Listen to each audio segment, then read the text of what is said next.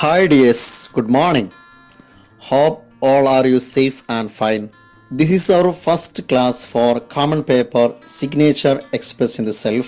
You might have given a general introduction to this paper as you had another class on this paper before. So I would like to enter directly into the class. This is common paper for BA BSc third semester and we have three modules in this paper. The first one is autobiographical writing and memoirs. There are two autobiographical writing and two memoirs in this module. And the second module is speeches and testimonies. Also, we have two speeches and two testimonies in this module. And the third module is diary entries and letters. There are also two diary entries and two letters in this module. Now let us begin our class with the second letter and the fourth chapter, Letter to Adolf Hitler by Mahatma Gandhi. As I mentioned before, this third module is diary entries and letters. This module introduces two of the important forms of personal narrative.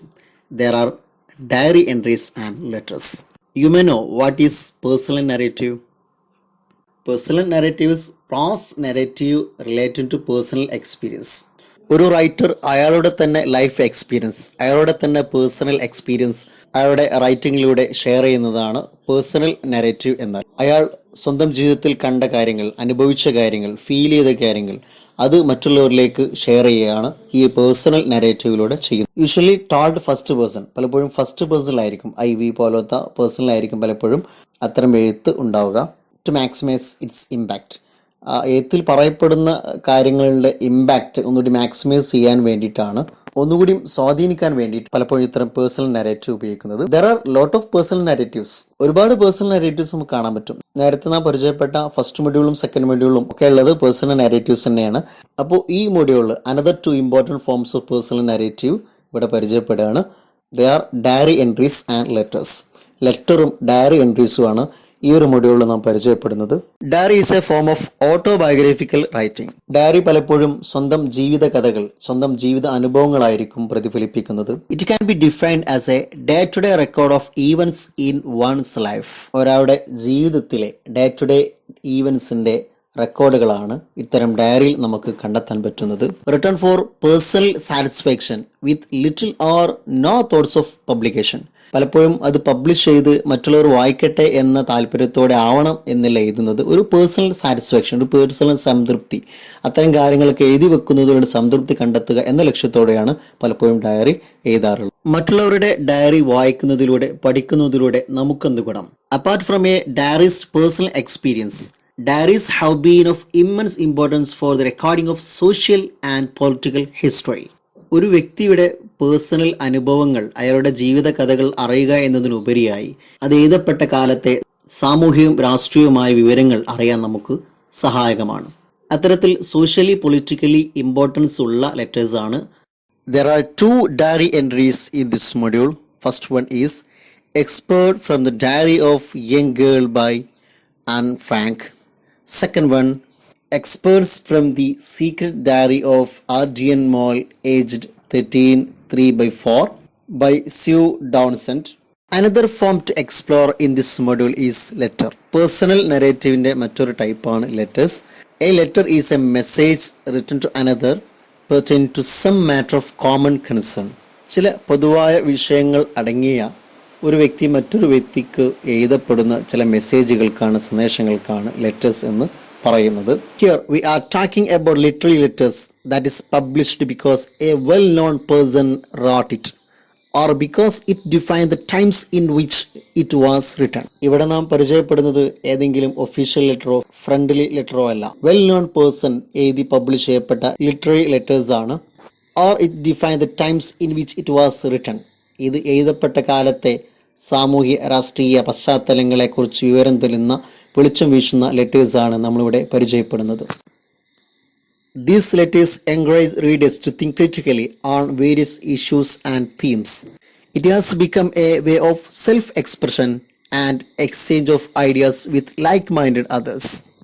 ഇത്തരം കത്തുകൾ വായിക്കുന്നതിലൂടെ, പഠിക്കുന്നതിലൂടെ, അത് വായിക്കുന്ന നമ്മെ സംബന്ധിച്ചിടത്തോളം വ്യത്യസ്തമായ സാമൂഹിക രാഷ്ട്രീയ വിഷയങ്ങളെക്കുറിച്ച് ക്രിറ്റിക്കലി തിങ്ക് ചെയ്യാനും നമ്മളെ പ്രേരിപ്പിക്കുന്നു. അതോടൊപ്പം ആ വിഷയത്തെക്കുറിച്ചുള്ള നമ്മുടെ സ്വന്തം അഭിപ്രായങ്ങൾ മറ്റുള്ളവരെ അറിയിക്കാനുള്ള ഒരു വഴിയായും, അതുപോലെ സമാനഗതിയിൽ ചിന്തിക്കുന്ന മറ്റുള്ളവരുമായി തൻ്റെ ആശയങ്ങളെ എക്സ്ചേഞ്ച് ചെയ്യാനുള്ള ഒരു വേദിയായും ഇത്തരം ലെറ്റേഴ്സിനെ നമുക്ക് കാണാവുന്നതാണ്. Under this topic, we have two letters to study. The first one is Letters from the Mother of Nenji Parab to the Supreme Court by M.A. Rahman. One is Letter to Adolf Hitler by M.K. Gandhi. And in this video, we are going to discuss the second letter, Letter to Adolf Hitler by M.K. Gandhi. And this is the fourth one from the third module, Letter to Adolf Hitler by M.K. Gandhi, father of our nation. Mahatma Gandhi German chancellor ആയിരുന്ന, പിന്നീട് ലോകം കണ്ട ഏറ്റവും ക്രൂര ഭരണാധികാരിയായ Adolf ഹിറ്റ്ലറിന് എഴുതിയ കത്താണ് ഇവിടെ പരിചയപ്പെടുന്നത്. പൊളിറ്റിക്കലി സോഷ്യലി ഏറെ പ്രാധാന്യമുള്ള ഒരുപാട് വാല്യൂസുകൾ പുതിയ സമൂഹത്തിന്, പുതിയ ലോകത്തിന് കൈമാറുന്ന ഒരു കത്താണ് letter to Adolf. University question പേപ്പറുകളിൽ ഒബ്ജക്റ്റീവും ഷോർട്ട് ആൻസറും പാരഗ്രാഫിൻ്റെ ഒക്കെ ഭാഗത്ത് ആവർത്തിച്ചു വന്ന ഒരുപാട് ചോദ്യങ്ങളുള്ള ഭാഗമാണ് ഈ ഒരു ലെറ്റർ. അതിൽ ഗാന്ധിയുടെ ടോൾസ്റ്റോയ് ഫാമിനെ കുറിച്ച്, ഗാന്ധിയുടെ നൺ വയലന്റ് ടെക്നിക്സിനെ കുറിച്ച്, അതുപോലെ ഹിറ്റ്ലറോട് ഗാന്ധി എന്താണ് കത്തിലൂടെ അപ്പീൽ ചെയ്യുന്നത്, അതൊക്കെ പാരാഗ്രാഫായിട്ട് 5 മാർക്കിന് ക്വസ്റ്റ്യനായിട്ട് വന്നൊരു ഭാഗമാണ്. അതുപോലെ ഗാന്ധിയുടെ നൺ വയലന്റ് സ്ട്രാറ്റജി വീണ്ടും ആവർത്തിച്ചിട്ടുണ്ട്.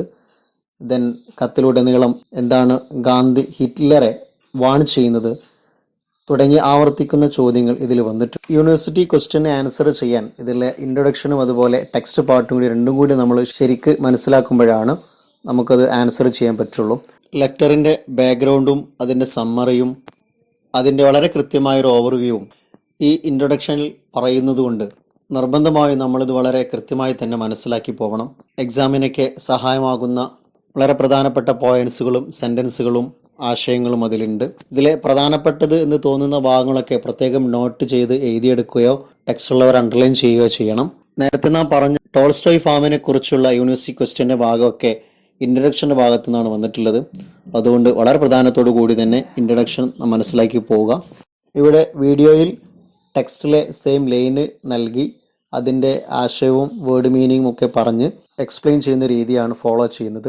എന്തായാലും നിർബന്ധമായിട്ട് ടെക്സ്റ്റുകൾ നിങ്ങൾ സംഘടിപ്പിക്കണം. പല ആളുകൾക്കും ടെക്സ്റ്റില്ല എന്നുകൂടി മനസ്സിലാക്കി ടെക്സ്റ്റിലെ സെയിം ലൈന് കൊടുത്തു പോകുന്നുണ്ട്.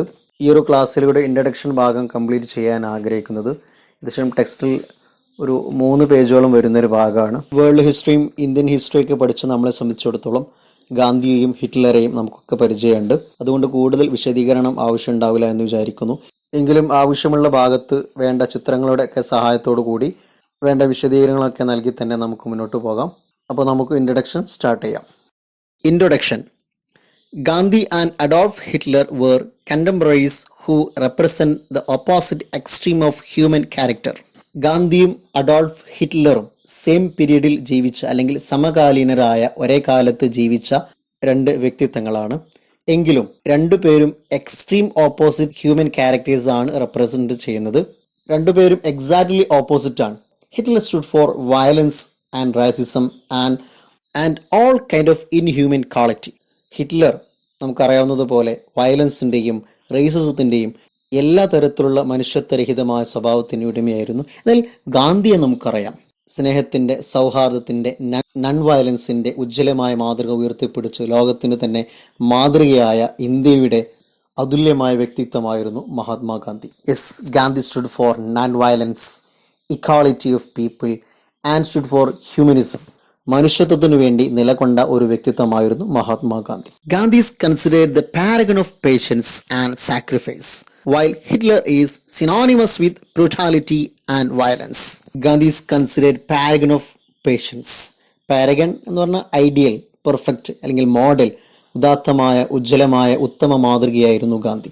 സഹനത്തിൻ്റെയും ക്ഷമയുടെയും സമർപ്പണത്തിൻ്റെയും ജീവിതം തന്നെ മറ്റുള്ളവർക്ക് വേണ്ടി സമർപ്പിച്ച വലിയ അതുല്യമായ വ്യക്തിത്വമായിരുന്നു ഗാന്ധി. എന്നാൽ Hitler is A synonymous with brutality and violence.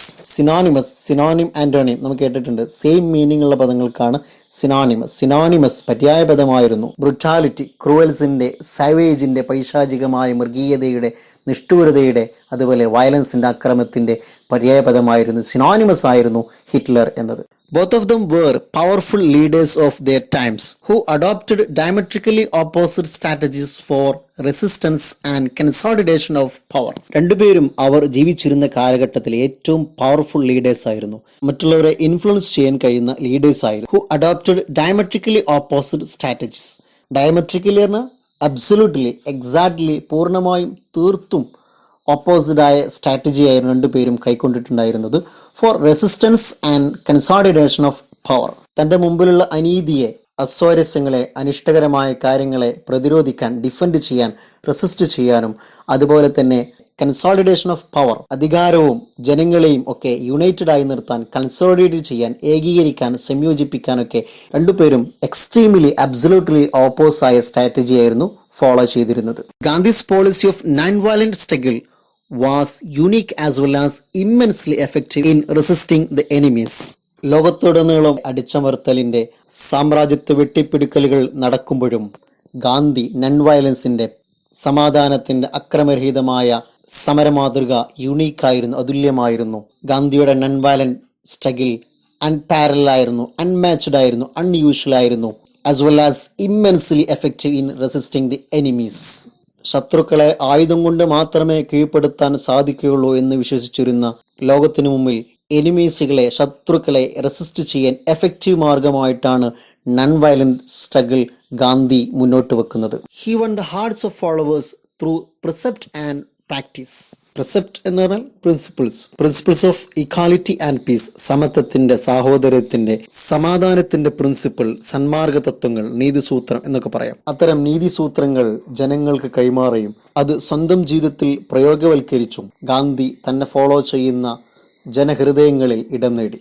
എന്നാൽ Hitler was more of a disciplinarian who imposed authority on his men. തൻ്റെ ജനതയിൽ തൻ്റെ അധികാരത്തെ, തൻ്റെ നേതൃത്വത്തെ ഇമ്പോസ് ചെയ്ത്, ഫോഴ്സ്ലി എസ്റ്റാബ്ലിഷ് ചെയ്ത്, അവരെ മേൽ ചുമത്തി അടിച്ചേൽപ്പിച്ചുകൊണ്ട്, കമ്പൽ ചെയ്തുകൊണ്ട് അത് സ്ഥാപിച്ച ഒരു ഡിസിപ്ലിനേറിയൻ, എക്സ്ട്രീം ലെവൽ ഡിസിപ്ലിൻ നടപ്പാക്കിയ, കർശനമായ രീതിയിൽ ശിക്ഷകൾ നടപ്പാക്കിയ ഒരു ശിക്ഷകനായിരുന്നു Hitler. Gandhi believed in egalitarianism while Hitler believed in well-defined hierarchies. All people have equal rights എന്ന പൊളിറ്റിക്കൽ ഡോക്ട്രിനിൽ വിശ്വസിച്ച ആളായിരുന്നു, സമത്വവാദത്തിൽ വിശ്വസിച്ച ആളായിരുന്നു ഗാന്ധിജി. ജനങ്ങളെല്ലാം വ്യത്യസ്തമായ വർഗങ്ങളും വംശക്കാരുമാണെന്നും അവരിൽ ചിലർക്ക് ചിലരേക്കാൾ മഹത്വമുണ്ടെന്ന് വിശ്വസിക്കുകയും ചെയ്ത വ്യത്യസ്തമായ അധികാര ശ്രേണിയിലാണ് എന്ന് വിശ്വസിച്ചിരുന്ന ആളാണ് Hitler. Gandhi's non violent method of resistance won international attention, earning him the title Mahatma, which in Sanskrit means great soul. നേരത്തെ നാം സൂചിപ്പിച്ചതുപോലെ ലോകത്തിന് അത്ര പരിചിതമില്ലാത്ത പീസ്ഫുൾ മെത്തേഡിലൂടെ, സമാധാനത്തിന്റെ അക്രമരഹിത മാർഗത്തിലൂടെ അനീതിക്കെതിരെ റെസിസ്റ്റ് ചെയ്യാൻ പറ്റുമെന്ന തൻ്റെ non violent method of resistance, അതിന് ഇന്റർനാഷണൽ അറ്റൻഷൻ വരെ കിട്ടുകയും ലോകം തന്നെ അംഗീകരിക്കുകയും ചെയ്തു. അതാണ് അദ്ദേഹത്തിന് മഹാത്മ എന്ന സ്ഥാനപ്പേര്, എന്ന വിശേഷണം ലഭിക്കാൻ കാരണമായത്. മഹാത്മ എന്നത് സാൻസ്ക്രിറ്റ് ലാംഗ്വേജിൽ ഗ്രേറ്റ് സോൾ എന്നാണ് അർത്ഥം വരുന്നത്. രവീന്ദ്രനാഥ് ടാഗോറാണ് അദ്ദേഹത്തിന് ആ സ്ഥാനപ്പേര് ആദ്യമായി നൽകിയിട്ടുള്ളത്. ഗ്രേറ്റ് സോൾ എന്ന അർത്ഥം വരുന്ന മഹാത്മ എന്ന സ്ഥാനപ്പേര് വരെ ലഭിക്കാൻ കാരണമായത് അദ്ദേഹത്തിന്റെ നോൺ വയലന്റ് മെത്തേഡ് ലോകത്തിന് മുമ്പിൽ ശ്രദ്ധ ആകർഷിച്ചതുകൊണ്ടാണ്. The epithet was first applied to him in 1914 in South Africa. 1914 south ആഫ്രിക്കയിൽ വെച്ചാണ് അദ്ദേഹത്തിന് ആ സ്ഥാനപ്പേര് മഹാത്മ എന്ന എപ്പിത്തറ്റ് ആദ്യമായിട്ട് ലഭിക്കുന്നത്. After studying law in London, he went to practice law in South Africa while he was 23. His stint as a lawyer in South Africa informed his ethical and political views. ലണ്ടനിൽ വെച്ച് അദ്ദേഹത്തിന്റെ law പഠനം, നിയമപഠനം പൂർത്തിയാക്കിയതിനു ശേഷം അദ്ദേഹം അത് practice ചെയ്യാൻ വേണ്ടിയിട്ട് ആഫ്രിക്കയിലേക്ക് പോയി. At that time he was 23. അദ്ദേഹം ആഫ്രിക്കയിൽ ലോയറായി ജീവിക്കുന്ന സമയത്ത് തന്നെ താൻ ഉയർത്തിപ്പിടിക്കുന്ന എത്തിക്കൽ വ്യൂസും പൊളിറ്റിക്കൽ വ്യൂസും എന്താണെന്ന് മറ്റുള്ളവർക്ക് ബോധ്യപ്പെടുത്തി. ഈ ലോകത്തോടുള്ള, ജനങ്ങളോടുള്ള തൻ്റെ നീതിശാസ്ത്രം, തൻ്റെ പ്രിൻസിപ്പിൾസ്, തൻ്റെ മൊറാലിറ്റി, അതുപോലെ തൻ്റെ പൊളിറ്റിക്കൽ വ്യൂ എന്താണെന്ന് തൻ്റെ പ്രവർത്തനങ്ങളിലൂടെ അദ്ദേഹം ബോധ്യപ്പെടുത്തി. Gandhi first employed non violent civil disobedience while in South Africa during the South African Indian community's struggle for civil rights in the wake of discrimination from the whites. Gandhi തൻ്റെ സമരമുറയിൽ മികച്ച ഒന്നായ ഡിസൊബീഡിയൻസ്, റിഫ്യൂസൽ ടു ഒബേ, നിയമം അനുസരിക്കായ്മ, ആജ്ഞാനുലംഘനം ആദ്യമായി പരീക്ഷിച്ചത് ആഫ്രിക്കയിൽ വെച്ചായിരുന്നു. None violent civil disobedience, സമാധാനപരമായ അക്രമരഹിതമായ പീസ്ഫുള്ളായ നിയമലംഘനം നടത്തിയത് ആഫ്രിക്കയിൽ വെച്ചായിരുന്നു. സൗത്ത് ആഫ്രിക്കയിലെ ഇന്ത്യക്കാരായ ആളുകൾക്ക് വൈറ്റ്സ് പീപ്പിളിൽ നിന്നുള്ള വിവേചനം, ഡിസ്ക്രിമിനേഷൻ നേരിട്ട സമയത്തായിരുന്നു അത് നടന്നത്. കാലങ്ങളായി വൈറ്റ്സ് പീപ്പിളിൽ നിന്ന് സ്കിൻ കളറിന്റെ ബേസിൽ, റേസിന്റെ ബേസിൽ ജനങ്ങളെ പ്രയാസപ്പെടുത്തുന്ന ഡിസ്ക്രിമിനേഷൻ, വിവേചനം നടത്തിക്കൊണ്ടിരിക്കുന്ന ആ ഒരു സമയത്ത് ആഫ്രിക്കൻ ഇന്ത്യൻ കമ്മ്യൂണിറ്റികൾക്കിടയിൽ നിന്ന സ്ട്രഗിളിലായിരുന്നു, പോരാട്ടത്തിലായിരുന്നു ഈ ഒരു ശ്രമം ആദ്യമായി അദ്ദേഹം പരീക്ഷിച്ചത്. Influenced by Tolstoy, he established an ideal community called Tolstoy farm near Johannesburg in 1910, where he developed his policy of peaceful struggle. Russian writer and philosopher Leo Tolstoy അദ്ദേഹത്തിൻ്റെ ദർശനങ്ങളിൽ നിന്ന് പാഠം ഉൾക്കൊണ്ട് 1910 ജോഹന്നാസ്ബർഗിൽ അദ്ദേഹം ഒരു ടോൾസ്റ്റോയ് ഫാം നിർമ്മിച്ചു. അവിടെ ഒരു ഐഡിയൽ കമ്മ്യൂണിറ്റിയെ, ഒരു മാതൃകാപരമായ സമൂഹത്തെ, ജനങ്ങളെ അദ്ദേഹം വളർത്തിയെടുത്തു. ടോൾസ്റ്റോയ് ഫാം മഹാത്മാഗാന്ധി ഇനിഷ്യേറ്റ് ചെയ്ത, ഓർഗനൈസ് ചെയ്യുന്ന ഒരു ആശ്രമം എന്നൊക്കെ പറയാം. അതിൻ്റെ അകത്ത് ലിവിങ് ക്വാർട്ടേഴ്സ്, അതുപോലെ വർക്ക് ഷോപ്പുകൾ, അതുപോലെ സ്കൂൾ, ഇത്തരം കാര്യങ്ങൾ ഉൾക്കൊള്ളുന്ന ഒരു ഫാം അല്ലെങ്കിൽ ഒരു ആശ്രമം എന്നൊക്കെ പറയാം. അങ്ങനെയുള്ള ഒരു സംവിധാനമായിരുന്നു അത്. ഗാന്ധി തൻ്റെ സപ്പോർട്ടറായിരുന്ന ഹെർമൻ കാളറിൽ നിന്നാണ് റഷ്യൻ ഫിലോസഫറായ ടോൾസ്റ്റോയുടെ നാമം ഈ ഒരു ആശ്രമത്തിന് നൽകാൻ പ്രേരിപ്പിച്ചത്. Where he developed his policy of peaceful struggle, അതിൻ്റെ അകത്ത് വെച്ചാണ് തൻ്റെ peaceful struggle, non violent method അദ്ദേഹം ഡെവലപ്പ് ചെയ്തെടുത്തത്. തൻ്റെ സമരമുറകളെ, പീസ്ഫുൾ സ്ട്രഗിളിനെ പറ്റി മറ്റുള്ളവർക്ക് ബോധ്യപ്പെടുത്തി കൊടുക്കുകയും പഠിപ്പിക്കുകയും ചെയ്തു. After his return to India in 1915, he organized peasants, farmers and urban laborers to protest against excessive land tax and discrimination. In 1915, അദ്ദേഹം ആഫ്രിക്കയിൽ നിന്ന് ഇന്ത്യയിലേക്ക് തിരിച്ചെത്തുകയും അവിടുന്ന് പഠിച്ചെടുത്ത, പരീക്ഷിച്ച് വിജയിച്ച തൻ്റെ സമരമുറകളും തൻ്റെ ലീഡർഷിപ്പ് ക്വാളിറ്റിയും ഉപയോഗിച്ച് ഇന്ത്യയിലെ ഡിസ്ക്രിമിനേഷനെതിരെ, അധികമായി ചുമത്തപ്പെട്ട ഭൂനികുതിക്കെതിരെയും, ഇന്ത്യയിലെ പെസൻസിനെയും, ഏറ്റവും ലോ ക്ലാസ് പീപ്പിൾസിനെയും, ഗ്രാമീണരെയും, അതുപോലെ ഫാമേഴ്സിനെയും, അർബൻ ലേബറേഴ്സിനെയും അതിനെതിരെ സമരം ചെയ്യാൻ വേണ്ടിയിട്ട് ഓർഗനൈസ് ചെയ്തു. Assuming leadership of Indian National Congress in 1921, Gandhi led nationwide campaign for various social causes and for achieving Swaraj or self-rule.